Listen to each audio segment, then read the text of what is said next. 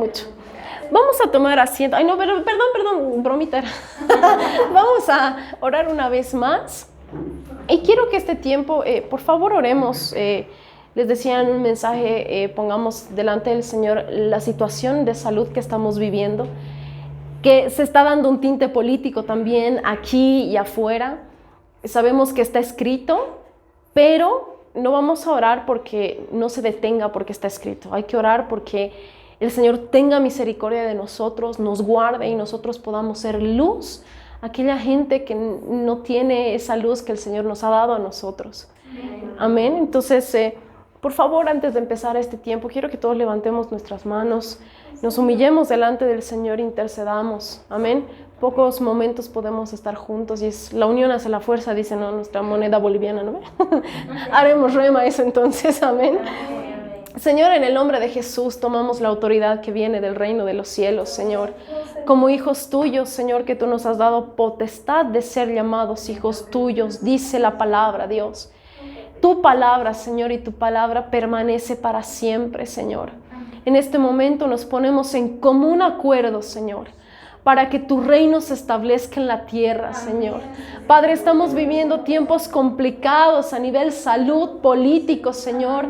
Padre, que se haga tu voluntad en medio nuestro. Señor, oramos e intercedemos por aquellas personas que no te conocen, Señor.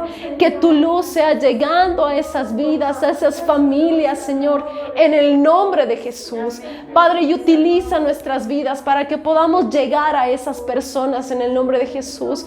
Espíritu Santo, ven y llénanos de ti, por favor, para que nosotros podamos ir y dar a aquellas personas que no te conocen. Y aún oramos también por aquellos que sí te conocen y están atravesando un momento muy complicado. Sé tú dándoles la solución, proveyendo de lo que necesitan, Señor. Padre, oramos por nuestras autoridades, Señor, para que sus ojos sean abiertos y su entendimiento, Señor, en el nombre de Jesús, y su corazón se vuelque a ti. Señor, haz algo, Padre, por favor, haz algo. Clamamos a ti, Señor, para que tengas misericordia, Señor, por nuestra nación, por el mundo entero, por nuestras vidas, Señor. Ten misericordia, que tu gracia alcance a todos, Señor, por favor, Dios. En el nombre de Jesús te pedimos, Señor, y aún danos la fuerza para resistir el día malo, Señor. Padre, para que nuestra fe no decaiga, Señor, fortalece nuestra fe en el nombre de Jesús. Amén, amén y amén. Dios les bendiga, ahora sí. Amén. Ahora sí. Amén, amados. Dios es bueno, amén. Amén. Todo el tiempo el Señor es bueno. Muchas veces con nuestros ojos carnales no podemos ver eso, pero el Señor es bueno. Y en esta tarde quiero compartir con ustedes una porción de la palabra. Bueno, varias porciones de la palabra, varias historias, pero que nos tienen que llegar a hacer reflexionar en cuanto a la diferencia de lo que es el remordimiento y el arrepentimiento. Amén. Todos hemos sentido remordimiento, ¿sí? ¿Cuándo sentimos remordimiento? Cuando hacemos algo malo. Cuando hacemos algo malo. ¿Y cuándo sentimos arrepentimiento? Cuando hacemos algo malo. Vamos a ver a la luz de la palabra y para esto vamos a tomar. ¿Se me lo pueden poner la presentación, por favor? Gracias. Arrepentimiento o remordimiento. Todos nosotros hemos crecido en medio de una cultura, ¿sí? Independientemente de dónde vengamos, hemos crecido en una cultura determinada. Amén. Esto nos enseña desde que nacemos que hay lo bueno y lo malo. Independientemente de Dios, independientemente de la religión, esto nos enseña que hay cosas buenas y malas. Estas cosas buenas y malas son determinadas por la cultura en la que nosotros hemos crecido. Por ejemplo, aquí en Cochabamba, en muchas ocasiones no es malo pecar de gula, ¿no ven? No es malo. Pero si vamos a otros lugares, por ejemplo, el comer 5 veces al día es pecado mortal, digamos, ¿no es cierto? Independientemente de lo que nos diga el Señor y la palabra, la cultura impone sus propias reglas según los habitantes del lugar propio, ¿verdad? Entonces nosotros somos regidos por esta cultura, sus normas, sus leyes, etcétera, etcétera. Es por eso que cuando vamos a otro lugar hay un choque cultural, ¿verdad? Es como que nos choca cómo te sientas, cómo te vistes, etcétera, etcétera. Sin embargo, siempre va a haber lo bueno y lo malo. Eso está instituido desde los principios de la tierra, la creación, etcétera, etcétera. Pero este bueno y malo va a ser regido por nuestra cultura. ¿Qué quiere decir esto? Y discúlpeme si hablo cosas muy fuertes, pero creo que es necesario para que lo entendamos. En Europa están luchando, no recuerdo los países, y mejor si no lo digo, algunos países están luchando para que la pedofilia se legalice. ¿Quiénes están de acuerdo aquí? Levante la mano. ¿Por qué no? ¿Y por qué allá sí? ¿Por qué ahora se ha legalizado el matrimonio gay y la iglesia está en contra? Entonces, si se dan cuenta, hay cosas que son buenas y malas dentro de una cultura.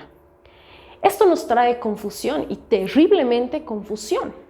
Cuando llegamos a los pies del Señor, obviamente todo nuestro esquema cambia por completo. El Señor nos enseña su verdad y dice que su verdad nos hace libres. Por lo tanto, somos libres de la cultura. No digo que es malo. Sin embargo, el Señor nos trae libertad. Pero a lo largo de esto, nosotros cuando hacemos algo malo, sentimos algo en el corazón. ¿No ve? Hay algo como que nuestra conciencia, nuestro Pepe Grillo, ¿no ve? Que nos dice, ¿no ve? Has hecho malo, ve y pide perdón, que no sé qué, que no sé cuánto. Pero la cosa cambia cuando tú y yo nos acercamos a los pies de Cristo.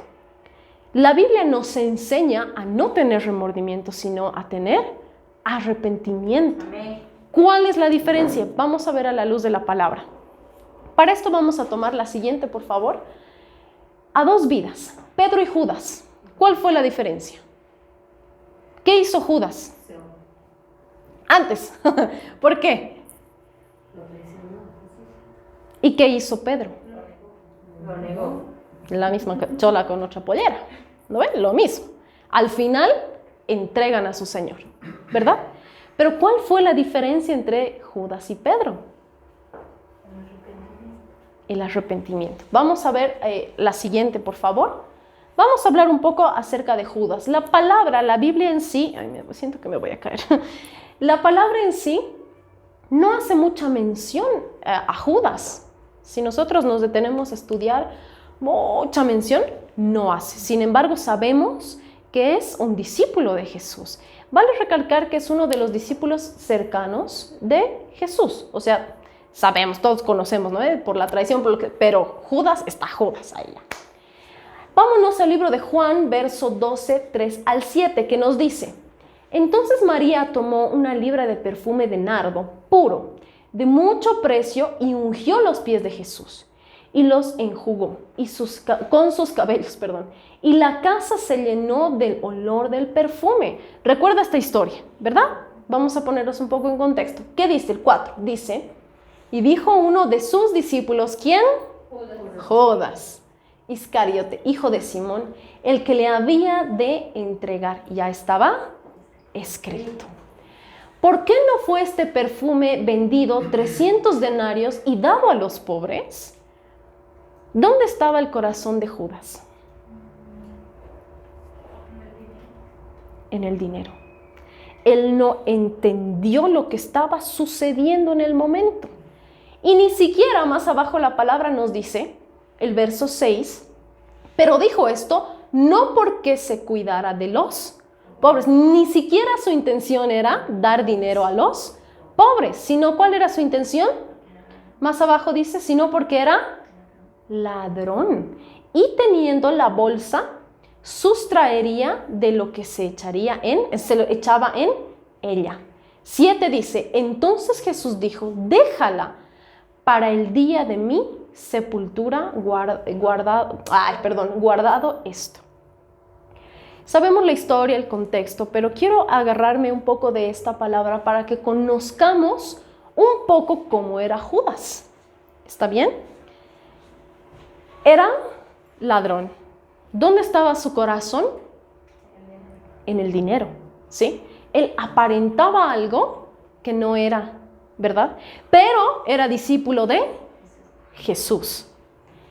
Vámonos al libro de Mateo 24 y 25, ¿sí? Por favor, me he comido un 4. Dice, a la verdad el Hijo del Hombre va, según está escrito de él. Mas, hay de aquel hombre que por quien el Hijo del Hombre es entregado.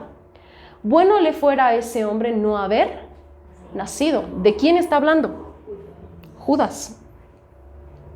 Nótese esto. Entonces respondiendo Judas, el que le entregaba, dijo, ¿soy yo, maestro? Guay. Nos han boicoteado. Dice, ahí está. ¿Seré yo, maestro? Le dijo Jesús, tú lo has dicho. Yo no. Tú lo has dicho. Esta historia está en los evangelios y cuando se narra en los evangelios, en los distintos evangelios, obviamente hay cositas que añaden. Una de estas es cuando Jesús moja el pan en vino y dice, ¿no? Al que me traiciona yo voy a darle, ¿no es cierto? Pero nótese algo en esta parte de la Biblia. Entonces respondiendo Judas, y a un principio dice, a la verdad el Hijo del Hombre va según está escrito de él. Hay de aquel hombre por quien el Hijo del Hombre es entregado. ¿Qué susceptibilidad de la de Judas? ¿O no? Como que había alguito en su corazón que le ha hecho brincar ese... ¿Yo? Otros evangelios nos dicen, ¿no ve? Que moja el pan, que está el vino, etcétera, etcétera. Pero había algo en Judas que no estaba bien. Vamos a suponer la señal era el pan mojado, ¿verdad? Podía callarse. Mutis, ¿no ve? Que nadie se entere que voy a ser yo el que le va a traicionar. Ese cachito brinca, ¿no ve? Y dice, ¿seré yo? Y Jesús le responde, tú lo has dicho. Vemos cómo está el corazón de Judas, cómo es el corazón de Judas en un pantallazo, ¿sí? Vamos con la siguiente, por favor. En Mateo 6:21 nos dice, porque donde esté vuestro tesoro, ahí estará también vuestro corazón. ¿Qué pasó con Judas si era discípulo de Jesús? ¿Su corazón dónde estaba? No estaba con Jesús. Él escuchaba lo que Jesús, él caminaba con Jesús, él vio lo que Jesús hacía, pero su corazón estaba lejos. Podríamos llegar incluso a decir que Judas estaba en el camino. Es una hipótesis porque no lo dice la Biblia. Pero cuando uno lee puede decir, pero Judas estaba ahí solamente por remuneración probablemente, por esperar una bendición económica. Tantas conjeturas que podemos sacar. Vámonos a la siguiente, por favor. Vamos a hablar un poco de Simón. Todos lo conocemos a Simón Pedro, ¿verdad? ¿Cómo era Simón Pedro?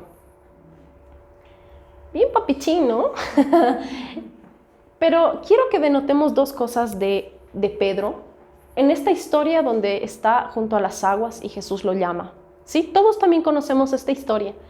Vámonos al libro de Mateo 14, 28 al 31, que nos dice, entonces le respondió Pedro y dijo, Señor, si eres tú, manda que yo vaya a ti sobre las aguas. Están en plena tormenta, están en la barca, están los discípulos y está todo un desbarajuste climático, ¿no es cierto? Entonces ven a lo largo y Pedro dice, si eres tú, dime que yo vaya, ¿no es cierto? Manda que yo vaya a ti sobre las aguas.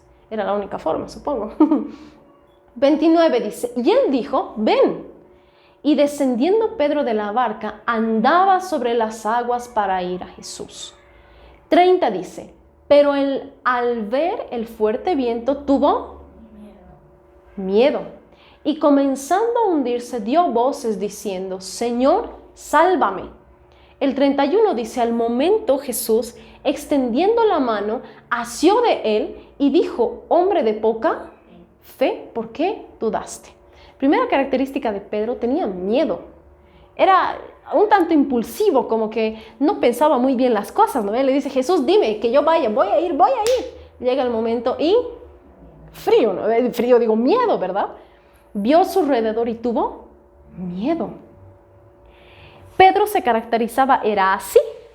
Si estudiamos, si vemos, y alguna vez en la célula también lo habíamos hablado, ¿verdad? Vamos a la siguiente, por favor. En el libro de Mateo 26, 31 al 35 nos dice: entonces Jesús les dijo, denótese, les dijo. Con Judas era un hombre. Aquí se está dirigiendo a todos. Les dijo: todos vosotros os escandalizaréis de mí esta noche, porque escrito está: heriré al pastor y las ovejas del rebaño serán dispersadas. ¿De qué está hablando? Seguimos en la misma historia con Judas, está en la misma situación, ¿verdad? En la mesa ahí todos juntos. 32 dice: pero después que haya resucitado, iré delante de vosotros a Galilea. Verso 33 nos dice: respondiendo Pedro, le dijo: aunque todos se escandalicen de ti, yo nunca me escandalizaré. Parece un trabalenguas, ¿no? Yo nunca me escandalizaré. A un principio dijo alguien, dijo un hombre, dijo alguien, dijo todos ustedes. Y Pedro que dijo: no, aunque todos estos, yo no, jamás, ¿cómo pues? Verso 34 dice, Jesús le dijo: de cierto te digo que esta noche, antes que el gallo cante, me negarás 3 veces. ¿Qué le responde? Pedro le dijo: aunque sea necesario morir contigo, no te negaré. Y todos los discípulos dijeron lo mismo. ¿Qué denotamos en Pedro? Otra vez, ¿no? La impulsividad, el que, sí, yo jamás, ¿cómo es posible que no sé qué, que no sé cuánto? ¿Qué pasa? Lo niega 3 veces. Pero ¿qué pasa después con Pedro? Dice la palabra que se echa a llorar. No dice más nada. Pero si nosotros nos detenemos a pensar en las actitudes que tienen ambos siervos, denotamos la diferencia. Vamos a la siguiente, por favor. Primera de Corintios 10, 12, ¿qué nos dice? Así que el que piensa estar firme, mire que no caiga. Pedro era uno de los íntimos de Jesús. Estaba así con Jesús. Y esa noche se levanta y dice: aunque todos ellos, yo no. Y no pasa ni mucho tiempo y se cumple lo que Jesús decía. ¿Por qué? Estaba escrito. Jesús vio la intención de nuestro corazón. Motivos diferentes. Judas, ¿por qué lo traicionó? Por dinero. 30 monedas de plata. Si bien después, y vamos a leer a la luz de la palabra, él intenta devolver, pero la intención de su corazón no pudo con la culpa. Fue y se colgó. Eso es sentir remordimiento. Cuando uno se arrepiente, pasan 2 cosas. Da la cara y 2, se convierte. Amén. Si no hay conversión, es remordimiento. Vamos a la siguiente, por favor. Remordimiento y arrepentimiento. Seguimos con las 2 vidas, por favor. Adelante. Mateo 27, 4 y 5 nos dice, diciendo: yo he pecado entregando sangre inocente. Mas ellos dijeron: ¿qué nos importa a nosotros? Verás tú qué haces, o sea, mi culpa no es. Tú vas a recibir tu paga y yo... ¿Qué dice el 5? Y arrojando las piezas de plata en el templo, salió y fue y se ahorcó. No pudo con la culpa. Él reconoce y dice: yo he pecado entregando sangre inocente. ¿Se estaba arrepintiendo al momento de devolver las monedas? ¿O estaba sintiendo remordimiento? Si Judas se hubiera arrepentido, hubiera sido diferente. Pero ¿por qué Judas reacciona así si el impulsivo es Pedro, no Judas? Medio como que, ¿verdad? Porque quien estaba genuinamente con Jesús era Pedro, no Judas. La intención de Judas era diferente a la de Pedro. Por eso Judas termina así. Hay muchas teorías que dicen que cuando Jesús muere, es crucificado, baja a predicar al infierno. Y hay la teoría o la posibilidad de que Judas se va con él. Eso ya no lo sabemos. Esperemos que así sea. Sin embargo, Judas reacciona así porque nunca entendió el verdadero misterio que era Jesús. Todo lo que hizo, todo lo que vio, lo hizo por hacer, lo vio por ver, porque estaba ahí en el momento. ¿Cuántos de nosotros no actuamos así con Jesús? El Señor nos dice, nos hace, nos muestra, nos da, todo. Pero llegado el momento, puede ser de manera literal que neguemos afuera que somos cristianos o que somos hijos de Dios. O de otra forma, negarlo a Jesús. No simplemente con la boca, sino con nuestras actitudes. O sea, yo me preguntaba, bueno, el impulsivo era Pedro, Jesús, Judas, ¿dónde estaba tu cabeza? Pero si nosotros entendemos, Judas nunca tuvo convicción. Era obligado. Muchas veces hemos dicho, ¿de qué nos sirve? ¿Por qué el Señor nos ha dado libre albedrío? Porque obligados no ganamos el reino de los cielos. Porque es con convicción. No hay más. Vamos a la siguiente, por favor. Pedro, Mateo 26:75 nos dice, entonces Pedro se acordó de las palabras de Jesús.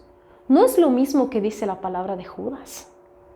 Dice, se acordó lo que Jesús le había dicho. Para Pedro, Jesús en todo momento estaba en él. En todo momento. ¿Ha metido la pata? Sí. ¿Tú y yo metemos la pata? Sí. ¿Cuál es la diferencia?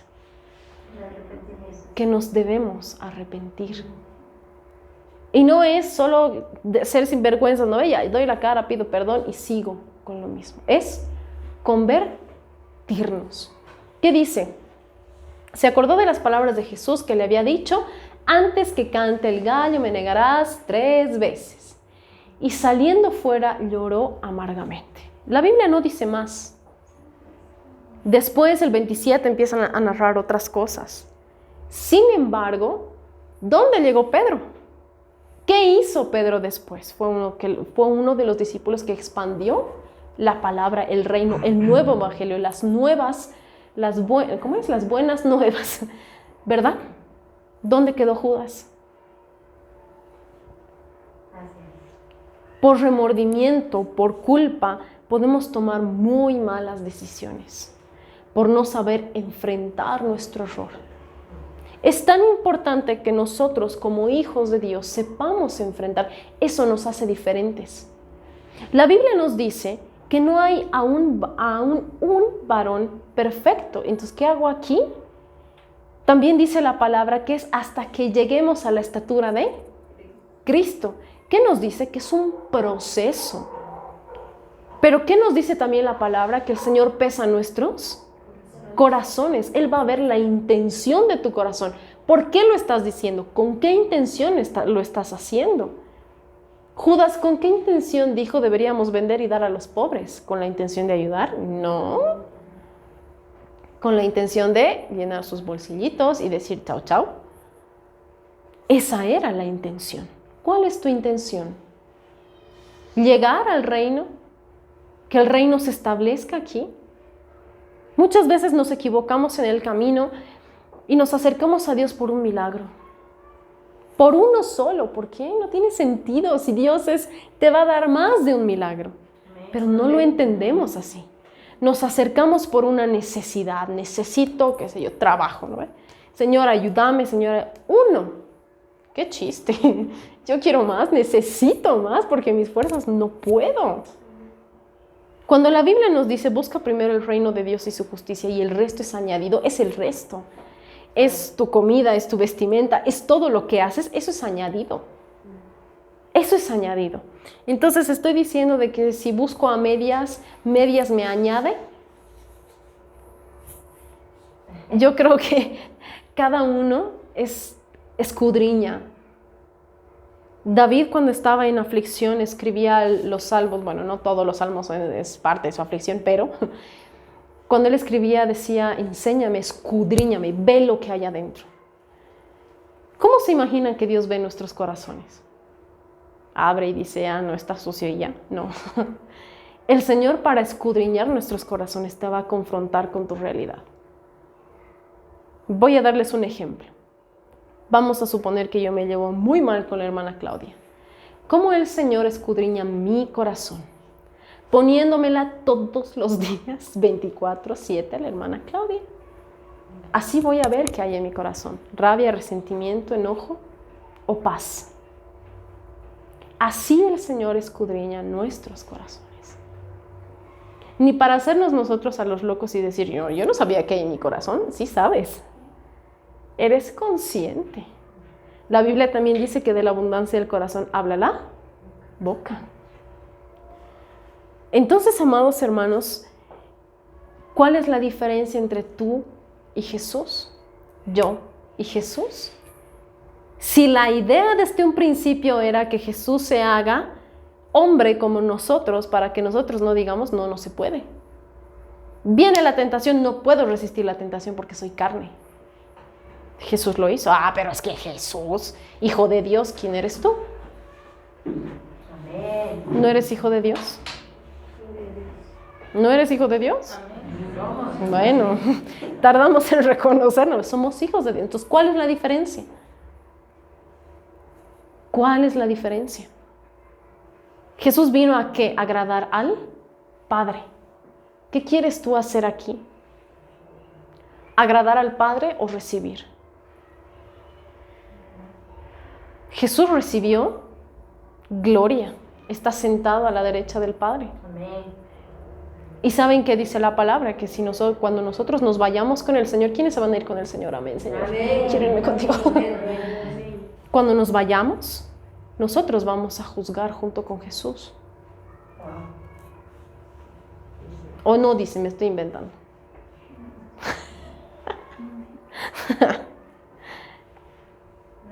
Amén. Amén.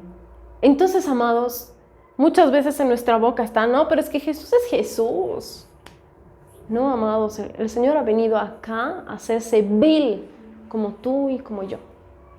Hombre, como tú y como yo. Con un propósito. Sí, ¿cuál es tu propósito? ¿A qué el Señor te ha llamado? ¿Ha nacido de una mujer? ¿Ha sido formado por sus padres?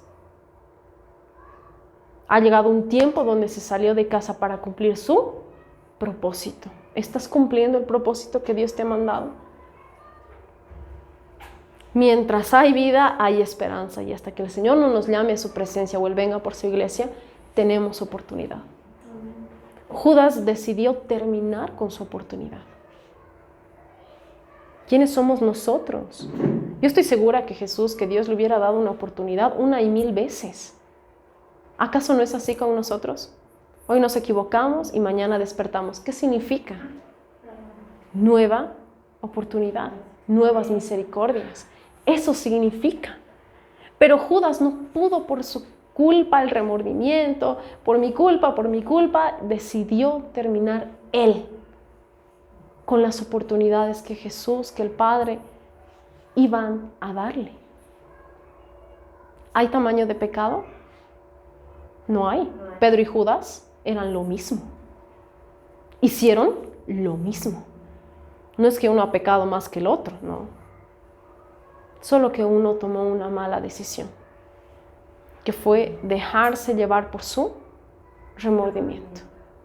Y son los peores momentos. Si nosotros hacemos memoria, hermanos, cuando tenemos algún problema, alguna situación, nos acongoja. O sea, hay un sentimiento aquí de dolor, de situación que ni siquiera puedo explicarles, ¿no es cierto? O sea, es feo.